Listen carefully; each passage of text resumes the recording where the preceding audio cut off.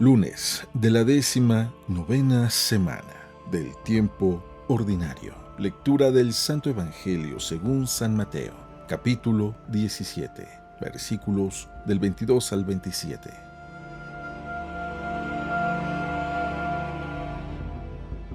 En aquel tiempo se hallaba Jesús con sus discípulos en Galilea y les dijo: El Hijo del Hombre va a ser entregado en manos de los hombres. Lo van a matar, pero al tercer día va a resucitar. Al oír esto, los discípulos se llenaron de tristeza. Cuando llegaron a Cafarnaún, se acercaron a Pedro los recaudadores del impuesto para el templo y le dijeron: ¿Acaso tu maestro no paga el impuesto? Él les respondió: Sí lo paga. Al entrar Pedro en la casa, Jesús se adelantó a preguntarle: ¿Qué te parece, Simón? ¿A quiénes les cobran los impuestos los reyes de la tierra? ¿A los hijos o a los extraños? Pedro le respondió: A los extraños. Entonces Jesús le dijo: Por lo tanto los hijos están exentos. Pero para no darles motivo de escándalo, ve al lago y echa el anzuelo. Saca el primer pez que pique, ábrele la boca y encontrarás una moneda. Tómala y paga por mí y por ti.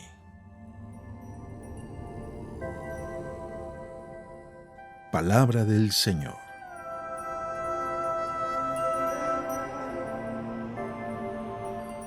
El Evangelio según San Mateo del día de hoy nos presenta a Jesús pagando impuestos para no escandalizar a nadie. Un episodio misterioso en donde le cobran el impuesto a Jesús.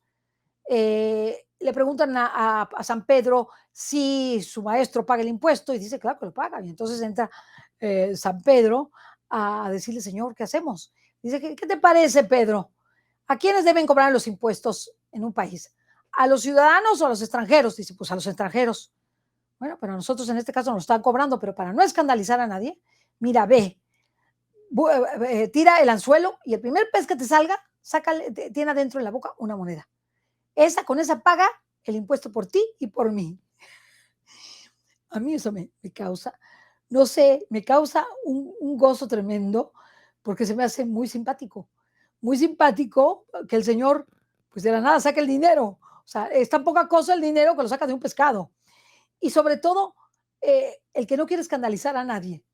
No, ¿por qué nos cobran el impuesto? Si no es lo justo, somos los hijos y nos cobran el impuesto, pero bueno, no escandalicemos a nadie. Ve, echa el anzuelo, que es lo que sabe hacer Pedro, y ahí vas a sacar el pescado de la boca del pescado y paga por ti y por mí.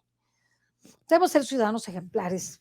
Jesús nos enseña esto porque es preciso que lo seamos como buenos católicos. Y como buenos católicos, para ser ciudadano ejemplar, primero, no debes hablar mal de tus gobernantes, debes de rezar por ellos. Debes denunciar lo que está mal sin decir sobre las personas cosas horribles, porque actualmente parece que todos hablan mal de todos. Y no solamente eso, profieren insultos los unos con los otros. Segundo, además de orar por nuestros gobernantes, debemos pagar nuestros impuestos, porque de otra manera robaríamos al Estado. Tenemos que pagar nuestros impuestos de la manera más equitativa posible, pero tenemos que hacerlo. Tercero, tenemos que colaborar con aquello que nos pide el gobierno. Si el gobierno nos pide que estemos en las casillas, tenemos que estar en las casillas. Si nos pide que recaudemos firmas para poder realizar una función electoral, realizar esa función electoral. Si nos pide que ayudemos en la recolección de basura y la clasifiquemos la basura. Si nos pide que no maltratemos la obra pública ni la destrocemos, no maltratemos ni destrocemos la obra pública y así todo lo demás. ¿Por qué? Porque el Señor quiere que seamos excelentes, excelentes ciudadanos, ciudadanos que no tiran los papeles en la calle, que respetan a los demás transeúntes, que dejan libres las calles para que todos vayan, que cuando vean una persona sufriendo en la calle por un accidente, hagan y ayuden para apoyar a ese ciudadano, para que a los gobernantes se les escuche, se les ayude cuando pidan esa ayuda, pero sobre todo se rece por ellos y se les diga qué es lo que está mal, sin insultarnos, sin insultarnos. Por eso nuestro Señor nos invita a ser excelentes ciudadanos, ciudadanos de primera. Para ser buenos cristianos hemos de ser excelentes ciudadanos, ejemplares. Los primeros cristianos fueron ejemplo para nuestra vida en medio del mundo y estar presentes ahí donde se decide la vida de la sociedad es participar también de la política. ¿Cómo podemos participar de la política? Pues muy sencillo. Puedes participar de la política dando a conocer a los candidatos, puedes participar de la política votando, debes votar. Puedes participar de la política, pues siendo un político también, si es necesario y si el Señor te lo pide, porque participar en la política es participar en el servicio a los demás. Lo malo es que está muy desvirtuada, que los políticos toman el puesto para engañar a los ciudadanos y para despojarlos de sus bienes. Ese es el problema. O para oprimirlos y para oprimirlos con sangre.